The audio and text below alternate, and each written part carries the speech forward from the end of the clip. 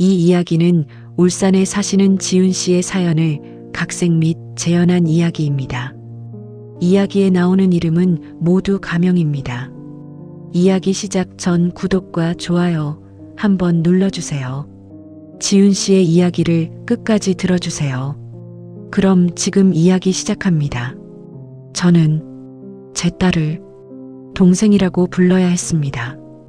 핏덩이 같은 그 작은 손이 제 손가락을 쥐었을 때 저는 그 아이의 이마에 입을 맞추는 대신 차갑게 돌아서야 했습니다.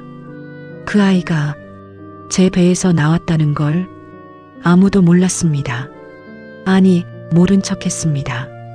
마을 사람들은 물론이고 매일 한솥밥을 먹으며 서로의 숟가락 개수까지 꿰고 있던 국밥집 이웃들도 새로 태어난 아이가 내 딸이라는 사실을 입 밖에 내지 않았습니다. 심지어 제 엄마까지도요. 엄마는 내게 가장 먼저 손을 내밀고 가장 먼저 안아주어야 할 사람이었지만 그날 엄마는 나의 눈을 피했습니다. 침묵이라는 거대한 벽 뒤로 숨어버렸습니다. 나를 짓밟은 그 남자의 비위가 상하지 않도록 내 딸을 자신의 호적에 올리는데 동참하는 잔인한 방관자가 되었습니다. 우리는 왜 이런 기형적인 관계를 받아들여야 했을까요? 거실에서 들려오는 갓난아이의 울음소리가 내 뱃속을 뒤흔들 때마다 나는 내 심장이 갈기갈기 찢겨나가는 것을 느낍니다. 저는 어릴 때부터 집이라는 단어가 주는 따뜻함을 단 한 번도 느껴본 적이 없습니다. 저에게 집은 세상에서 가장 안전해야 할 공간이 아니라 세상에서 가장 잔인한 포식자가 기다리는 동굴이었습니다. 13살 그 예민하고도 여린 시절의 저에게 집은 그저 숨죽여 울어야 하는, 아니 울음소리조차 삼켜야 하는 거대한 감옥이었습니다. 아빠는 술만 마시면 인간의 탈을 쓴 악마로 변했습니다. 매일 저녁 7시 현관문 도어락이 열리는 띠리릭 소리는 저에게 사형 선고와도 같았습니다. 그 소리가 들리는 순간 저는 거실에서 놀던 장난감을 급하게 치우거나 방으로 숨어들어 숨을 멈추곤 했습니다. 제발 오늘은 아무 일도 없게 해주세요. 저는 방구석에 웅크려 앉아 기도하고 또 기도했습니다. 하지만 아빠의 발소리는 언제나 거칠었고 술 냄새는 집안의 공기를 순식간에 오염시켰습니다. 이년아, 밥 안 차려? 아빠는 이유 없는 트집을 잡아 엄마의 머리채를 잡고 내동댕이 쳤습니다. 둔탁한 소리가 날 때마다 제 심장도 함께 무너져 내렸습니다. 엄마는 저항조차 하지 못하고 바닥을 기었습니다. 그 폭력은 고스란히 저에게도 이어졌습니다. 너는 누굴 닮아서 이 모양이야?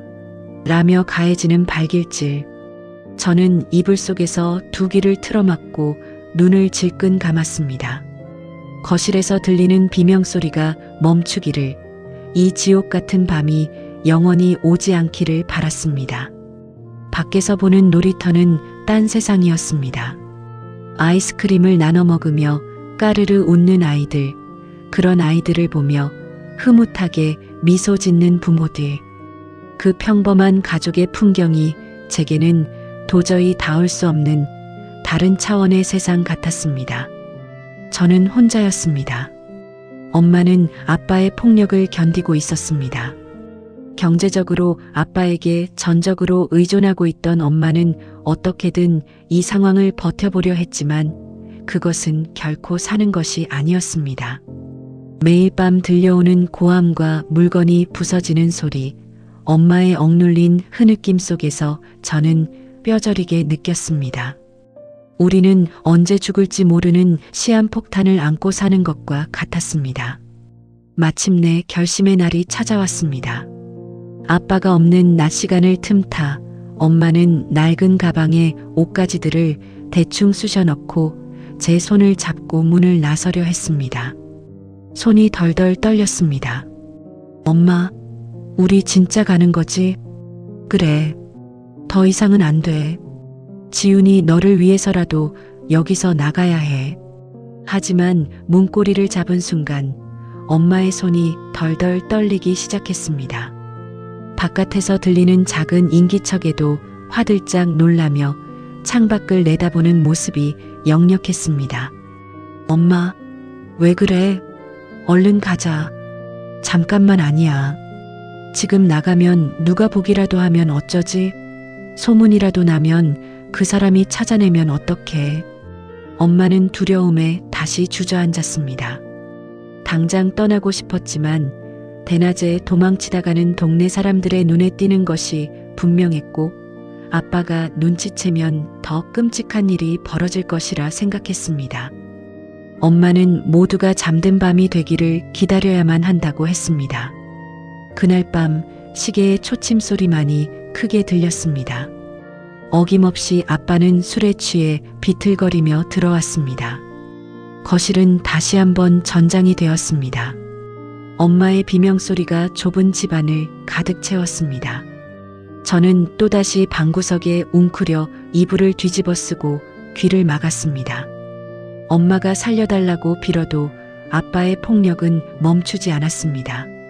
저는 공포 속에서 생각했습니다. 우리는 평생 여기서 벗어날 수 없을지도 몰라. 얼마나 지났을까? 아빠가 거실에서 코를 골며 잠들었습니다. 엄마가 창백해진 얼굴로 제 방문을 열었습니다. 지훈아, 가자. 지금 가야 해. 우리는 신발도 제대로 신지 못한 채 문을 열고 밖으로 뛰쳐나왔습니다. 골목길을 지나 대로변으로 나오는 동안에도 뒤에서 누가 쫓아올까봐 끊임없이 뒤를 돌아보아야 했습니다. 새벽에 찬 공기가 폐부 깊숙이 박혔지만 그것은 살아있다는 느낌을 주는 유일한 감각이었습니다. 우리는 버스터미널로 달렸습니다. 우리가 도착한 곳은 울산의 낯선 마을이었습니다. 이름도 모르는 곳, 아빠가 절대 찾을 수 없는 먼 곳으로 가자고 했습니다. 하지만 터미널에 내린 순간 우리가 가진 것은 가방 하나와 몇 푼 안 되는 현금뿐이었습니다. 우리는 터미널 대합실 차가운 의자에 한참을 앉아 있었습니다. 주변을 지나다니던 사람들이 힐끗힐끗 저희를 쳐다보았습니다. 남루한 행색도 행색이었지만 무엇보다 엄마의 얼굴이 성한 곳이 없었기 때문입니다.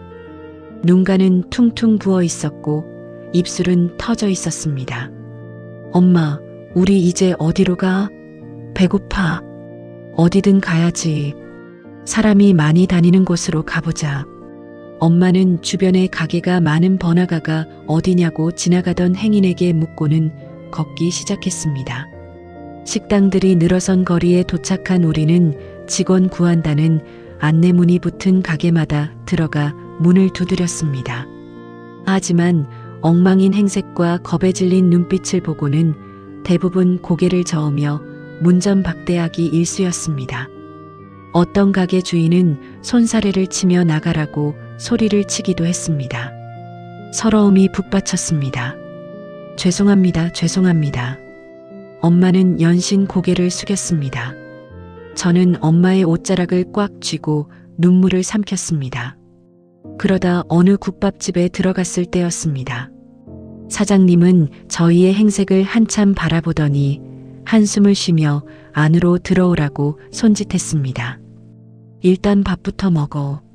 따뜻한 국밥 2그릇이 나왔습니다. 허겁지겁 밥을 먹기 시작한 우리는 눈물을 흘렸습니다. 사장님은 저희의 사정을 묻지 않고 일단 가게 뒤편의 쪽방을 내어주었습니다. 태어나서 처음으로 편안한 밤이었습니다. 누군가 문을 부수고 들어와 소리를 지를까봐 또다시 맞을까봐 불안에 떨지 않아도 되는 밤이었습니다. 우리는 서로를 꼭 껴안고 잠들었습니다. 그것이 우리가 처음으로 느낀 안정이었습니다. 안정된 날들이 이어졌습니다. 엄마는 국밥집에서 밤낮을 가리지 않고 헌신적으로 일했습니다. 사장님의 눈에 들기 위해 굳은 일도 마다하지 않았으며 저 역시 방과 후에는 엄마를 도와 설거지와 테이블 정리를 도맡았습니다. 조금씩 돈이 모이기 시작했고 우리의 통장 잔고가 늘어나는 것만큼이나 엄마의 얼굴빛도 조금씩 생기를 되찾았습니다. 저 역시 다시 중학교를 거쳐 고등학교에 진학하며 교복을 입고 친구들과 평범한 일상을 보낼 수 있었습니다. 엄마가 일하던 가게의 사장님은 저희 모녀를 물심양면으로 챙겨주셨습니다. 처음에는 고용주와 직원 사이였지만 사장님은 혼자서 저희 모녀를 키우며 고생하는 엄마를 안쓰럽게 여기셨습니다. 가게가 쉬는 날이면 반찬을 챙겨주기도 하시고 제 성적을 물어보며 대학 진학에 대한 조언도 아끼지 않으셨습니다. 어느새 엄마는 그분과 함께 살게 되었고 저에게도 새아빠가 생긴 것입니다. 새아빠는 친아빠와는 전혀 다른 사람이었습니다. 다정하고 따뜻했습니다. 머리를 쓰다듬어 주었고 어깨를 토닥여 주었습니다. 때로는 등을 어루만져 주기도 했습니다. 폭력적인 아빠 밑에서만 자라온 저에게 이런 다정함은 처음 겪는 낯설고도 포근한 감정이었습니다. 우리 지훈이 오늘 학교에서 무슨 일 없었어? 예쁘기도 하지. 공부하느라 힘들었지? 그 무렵 제 마음을 완전히 무장해제시켰던 결정적인 사건이 하나 있었습니다. 한겨울에 심한 독감을 앓아 며칠 동안 자리에 누웠던 때였습니다. 엄마는 가게 일로 눈코 뜰 새 없이 바쁘셨고 저는 집 뒤편에 좁고 차가운 쪽방에서 혼자 끙끙 앓고 있었습니다. 온몸이 불덩이처럼 뜨거워졌고 뼈마디 하나하나가 부러질 듯 아팠습니다. 그때 국밥집 영업을 모두 마친 새아빠가 직접 끓인 따뜻한 죽과 약을 챙겨서 조심스레 방으로 들어왔습니다. 그는 냄새나는 땀에 젖은 제 이마에 시원한 물수건을 얹어주며 진심 어린 걱정 가득한 목소리로 말했습니다. 어이구, 우리 딸 열이 이렇게 많이 나네. 왜 아프고 그래? 아프지 마라. 지훈이가 아프면 아빠 마음이 더 아파. 그는 죽을 한 숟가락 떠서 입가에 가져다 주며 땀에 젖은 제 등을 따뜻한 손으로 천천히 쓸어내려 주었습니다. 차갑고 딱딱한 콘크리트 바닥 위에서 느껴지는 그 사람의 온기에 저는 얼어붙었던 마음이 한꺼번에 녹아내리는 것을 느꼈습니다. 아, 이 사람은 정말로 나를 아끼는구나. 드디어 나도 지켜주는 어른이 생겼구나. 그날 저는 난생 처음으로 가족의 온기를 맛보았습니다. 사소한 칭찬에도 기분이 좋아졌고 저는 새아빠를 진심으로 따르기 시작했습니다. 그분은 저에게 새 옷을 사주기도 하고 가끔 용돈을 주기도 했습니다. 저는 생각했습니다. 아, 이게 진짜 아빠구나. 드디어 우리에게도 봄이 왔구나. 그때까지는 몰랐습니다. 그 다정함이 얼마나 교묘하고 위태로운 가면이었는지, 그리고 그 따뜻했던 손길이 훗날 나를 짓밟을 짐승의 발톱으로 변하리라는 사실은 꿈에도 모른 채 저는 그 온기에 완전히 길들여져 가고 있었습니다. 고등학교 3학년 대학 입시 준비로 바쁜 여름방학이었습니다. 어느 날부터인가 새아빠의 눈빛이 달라지기 시작했습니다. 처음에는 그저 아끼는 딸에게 보여주는 따뜻한 눈빛인 줄 알았습니다. 하지만 시간이 지날수록 그 눈빛에는 묘한 열기와 소유욕이 서려 있었습니다. 지훈아, 이리 와봐. 아빠가 어깨 좀 주물러 줄게. 어깨를 주무르는 손길이 점점 내려갔습니다. 허리를 감싸고 등을 쓰다듬는 손길에 힘이 들어갔습니다. 처음엔 단순히 실수이겠거니 생각하며 피했습니다. 아빠, 저 공부할 게 많아서요. 그러던 중 우리 집의 기형적인 권력 구조를 뼈저리게 느끼며 숨이 턱 막혀오던 날이 있었습니다. 거실에서 혼자 책을 보고 있던 어느 저녁이었습니다. 새아빠가 거실 소파에 앉아 텔레비전을 보다가 갑자기 주방에서 일하고 있는 엄마에게 전화를 걸었습니다. 그리고는 스피커폰으로 제 칭찬을 하기 시작했습니다. 여보, 우리 지훈이가 얼마나 착한지 몰라. 내가 우리 지훈이 대학 등록금도 다 내주고 남부럽지 않게 아빠 노릇 제대로 할 테니까 당신은 가게 일만 신경 써. 그 오만한 말투와 목소리 속에는 묘한 생색과 통제가 섞여 있었습니다. 우리 집의 모든 경제적 결정권이 오직 자신에게 있다는 것을 과시하는 듯한 행동이었습니다. 저는 그 오만한 목소리를 들으며 숨이 막히는 것 같았습니다. 마치 자신이 우리 모녀의 생사여 탈권을 쥐고 있다는 듯한 그 태도에 소름이 끼쳤습니다. 엄마조차도 새아빠의 눈치를 볼 수밖에 없는 현실을 다시금 확인하는 순간이었습니다. 하지만 그는 멈추지 않았습니다. 거실에서 TV를 볼 때면 꼭 제 옆에 앉아 허벅지를 은근슬쩍 건드렸습니다. 저는 혼란스러웠습니다. 이게 잘못된 건지 아니면 제가 너무 예민하게 반응하는 건지 판단할 수 없었습니다. 하지만 본능적으로 두려움이 밀려왔습니다. 그래서 저는 피하는 법을 배웠습니다. 새아빠가 다가오면 자연스럽게 자리에서 일어나 물건을 가지러 가거나 혼자 있는 시간을 줄이고 방으로 들어가 문을 잠갔습니다. 그게 제가 할 수 있는 전부였습니다. 저는 매일 밤마다 불안감에 휩싸여 잠을 이루지 못했습니다. 국밥집 카운터에 앉아 있을 때도 새아빠의 시선이 제 등 뒤에 꽂히는 것 같아 펜을 쥔 손에 땀이 흥건해지곤 했습니다. 엄마에게 이 사실을 말해야 할지 수없이 고민했지만 엄마가 새아빠와 겨우 얻은 안정을 깨뜨리고 싶지 않았고 혹시라도 제가 오해한 것일지도 모른다는 헛된 희망이 제 입을 막았습니다. 그날은 엄마가 상가 번영의 아줌마들과 함께 1박 2일로 야유회를 떠난 날이었습니다. 집안에는 저와 새아빠 단둘뿐이었습니다. 늦은 오후 국밥집 마감을 마친 새아빠가 들어오면서부터 공기가 달라지기 시작했습니다. 그는 평소에 온화한 미소를 지우고 있었고 묘하게 들뜬 듯한 걸음걸이와 술 냄새가 섞여 있었습니다. 저는 방 안에서 문을 잠그고 불안한 마음으로 문제집을 풀고 있었습니다. 현관문이 열리는 소리와 함께 저는 숨이 멎는 것 같았습니다. 어릴 적 보았던 친아빠의 모습이 소름 돋게 오버랩되었습니다. 지훈아, 문 좀 열어봐. 방문 밖에서 들려오는 목소리는 낮고 둔탁했습니다. 저는 두려움에 뒷걸음질 쳤습니다. 아빠, 저 지금 공부하고 있어서요. 들어가 주무세요.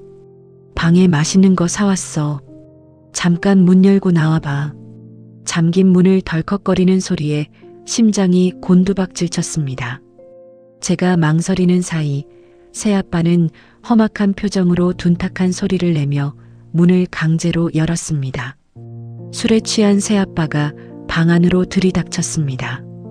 아빠 왜 그러세요? 이러지 마세요. 저는 뒤로 물러서며 손을 내저었지만 그는 거칠게 다가와 제 손목을 낚아챘습니다.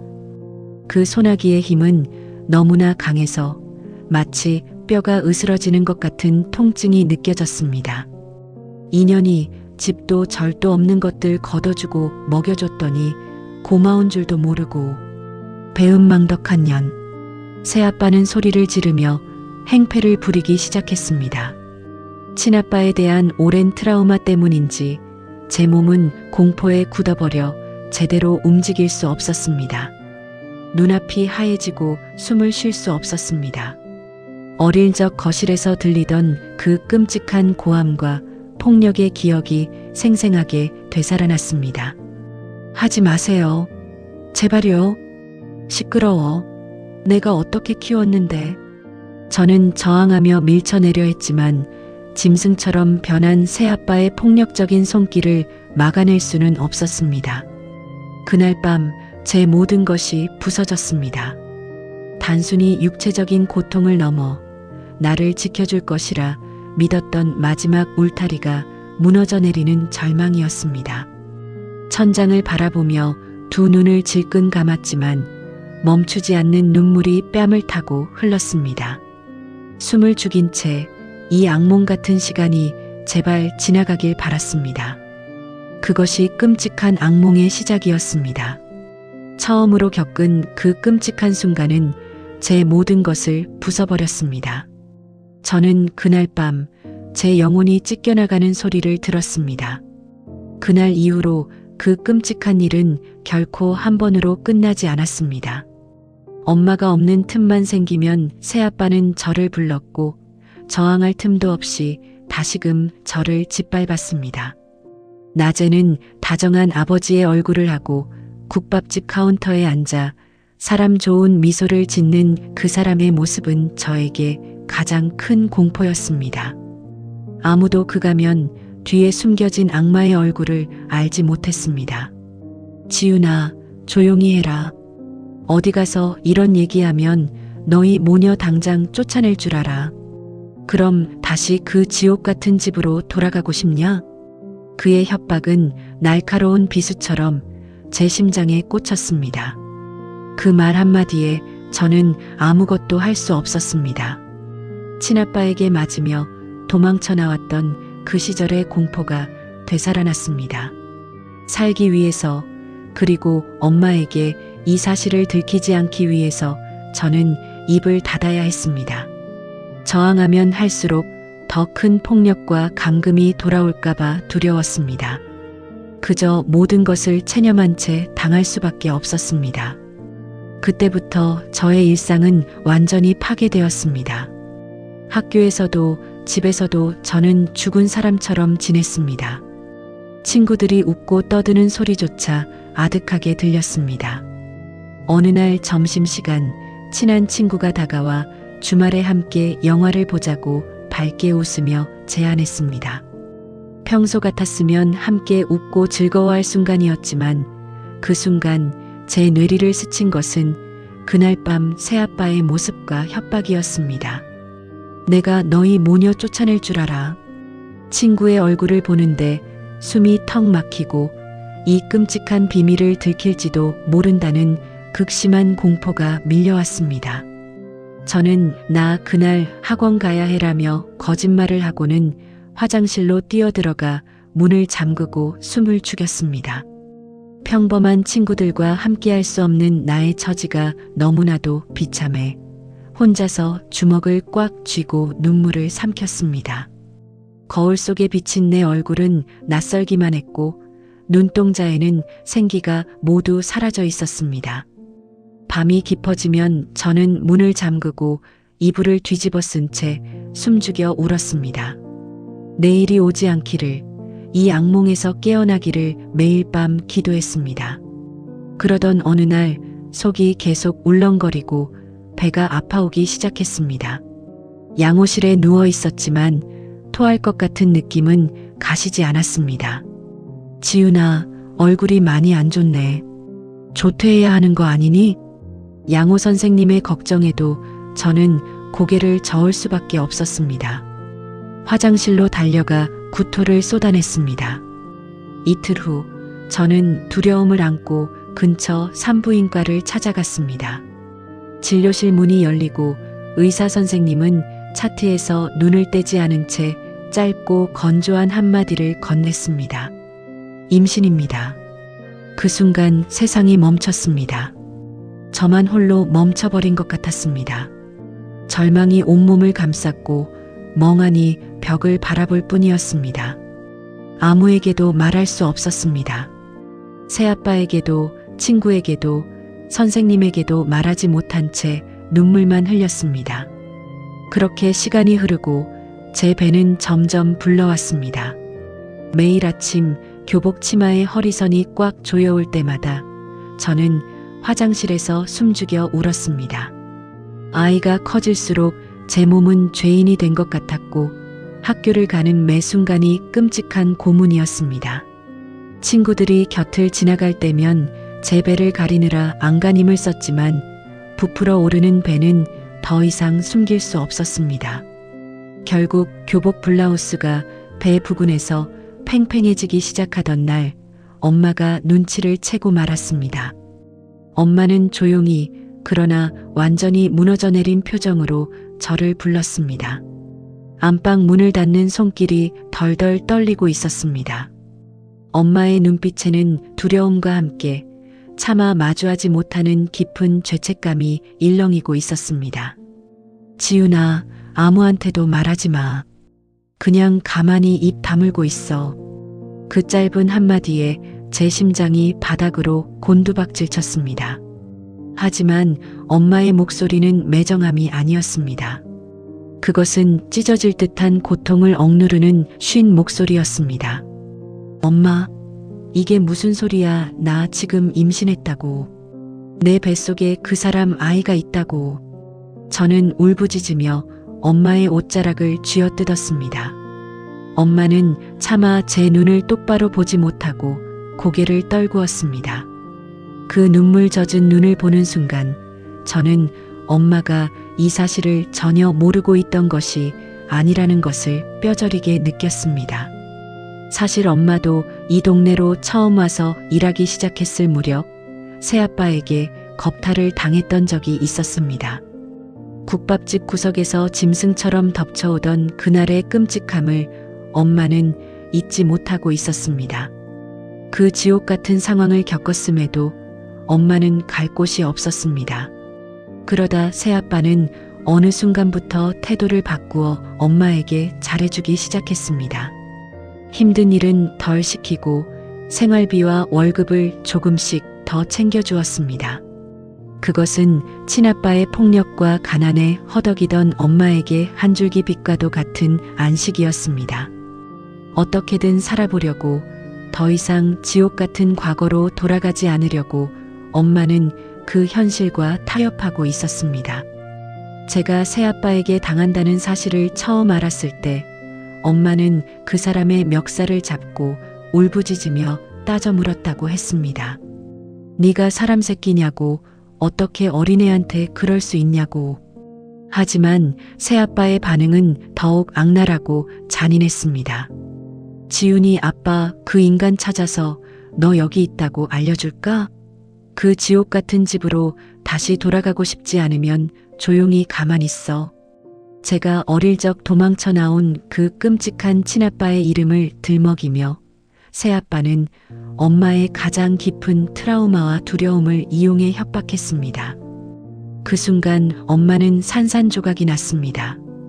또다시 아무것도 없는 상태로 도망쳤다가는 그 사람이 우릴 찾아낼 것이라는 끔찍한 공포가 엄마의 발목을 잡은 것입니다. 엄마는 너무나도 두려웠습니다. 지옥에서 벗어났다고 믿었던 이 따뜻한 일상이 한순간에 무너지고 다시 과거의 끔찍한 폭력으로 돌아갈 수 있다는 공포가 엄마를 짓눌렀습니다. 제가 겪는 고통을 모른 척한 것은 아니었습니다.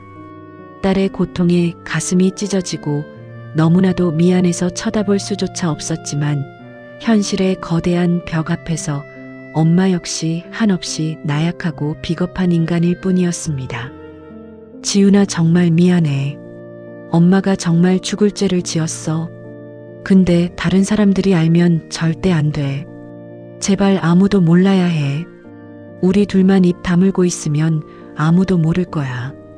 엄마는 제 손을 꽉 쥐고 짐승처럼 흐느껴 울었습니다. 그 눈물에는 말할 수 없는 미안함과 현실을 향한 절박함이 섞여 있었습니다. 엄마조차도 그 사람의 권력에 짓눌려 어쩔 수 없는 현실. 내 어머니조차 나를 지켜주지 못하는 세상에서 저는 철저히 혼자였습니다. 엄마의 그 비겁한 침묵은 저를 더 깊은 나락으로 밀어넣었지만 동시에 그 나약함이 얼마나 가슴 아픈지 저는 알고 있었습니다. 그날 밤 저는 엄마의 품에 안겨 원망과 슬픔이 뒤섞인 눈물을 함께 흘렸습니다. 엄마는 배가 불러오는 저를 감추고 세상의 눈을 속이기 위해 자신이 임신한 것처럼 행동하기로 결심했습니다. 새아빠와 저 사이에서 태어날 아이를 자신과 새아빠의 호적에 올리기 위해서는 동네 사람들에게 엄마가 임신한 것으로 보여야만 했기 때문입니다. 엄마는 매일 커다란 수건을 자신의 배에 두르고 만삭의 임산부처럼 다녔습니다. 이웃 가게 상인들이 사모님, 배가 많이 부르셨네요. 축하드려요라며 웃는 얼굴로 인사를 건넬 때마다 엄마는 억지 미소를 지으며 고개를 숙여야 했습니다. 그 축하의 말들이 엄마의 심장을 얼마나 찔렀을지 저는 알 수 없었습니다. 저 역시 집안에서 숨죽여 출산의 날을 기다려야만 했습니다. 시간이 멈추기를 바랐지만 시간은 비웃기라도 하듯 흘러 출산의 날이 되었습니다. 엄마나 저 모두 병원이나 산부인과에 갈 수는 없었습니다. 세상의 눈과 새아빠의 통제 속에서 저는 누구의 도움도 받지 못한 채 숨죽여 홀로 아이를 출산했습니다. 온몸이 찢어지는 듯한 고통 속에서 겨우 태어난 아이의 울음소리가 좁은 방 안을 채웠을 때 저는 멍한 눈으로 그 작은 생명을 바라보았습니다. 내 배에서 나온 아이, 핏덩이 같은 그 작은 존재를 보는 순간 가슴 한구석에서 알 수 없는 뜨거운 감정이 솟구쳤습니다. 본능적인 모성애였습니다. 갓난아이의 숨결을 느끼며 이 작은 생명이 내 핏줄이라는 사실이 뼈저리게 와 닿았습니다. 하지만 그 감정은 곧 끔찍한 절망과 혼란으로 뒤바뀌었습니다. 이 아이는 내가 사랑할 수 없는 저 끔찍한 새아빠의 아이였습니다. 아이의 얼굴에서 그 사람의 잔상이 겹쳐 보일 때마다 온몸에 소름이 돋았고 두려움과 거부감이 동시에 밀려왔습니다. 사랑하면서도 동시에 외면하고 싶었던 그 모순된 감정 속에서 저는 하염없이 눈물을 쏟아냈습니다. 결국 현실의 무게는 감정을 앞섰습니다. 엄마는 그 아이를 데려가 새아빠 밑에 자신의 자식으로 올렸습니다. 그렇게 아이는 제 동생이 되었습니다. 그 아이는 분명 제 배에서 나온 제 딸입니다. 하지만 세상의 법적 서류상 그리고 집안에서의 관계로는 제 동생이 되었습니다. 저는 그 아이를 보면서 아무 말도 할 수 없습니다. 이름을 불러서도 안 되고 안아주어도 안 됩니다. 그저 언니라는 이름으로 웃으며 그 아이를 대해야만 합니다. 이 지옥 같은 집에서 나는 매일 숨이 막혀옵니다. 갓난아이의 울음소리가 들릴 때마다 그 아이의 손을 잡고 걷는 새아빠의 모습을 볼 때마다 내 안에 무언가가 서서히 부서져 내립니다. 내 딸을 동생이라 부르며 나를 짓밟은 남자를 아빠이자 이제는 아버지라고 부르게 된 이 기이한 구조. 엄마는 그저 현실에 안주하며 이 모든 비극을 방관하는 공범이 되었습니다. 내가 어릴 적 도망쳐 나온 친아빠의 폭력과 지금 이곳에서 겪고 있는 이 끔찍한 침묵은 과연 무엇이 다를까요? 도망치지 않고 차라리 그날 밤을 견뎠더라면, 아니면 울산으로 도망치지 않고 다른 곳을 택했더라면 우리의 운명은 바뀌었을까요? 매일 밤 혼자 눈물을 훔치며 이 죄책감을 견디는 것이 과연 살아가는 것인지 아니면 죽어가는 것인지 알 수 없습니다. 나는 13살의 그날처럼 다시 도망쳐야 할까요? 아니면 이 기형적인 가족의 침묵을 깨고 모든 진실을 세상에 폭로해야 할까요? 여러분이라면, 저라면 어떻게 하시겠습니까?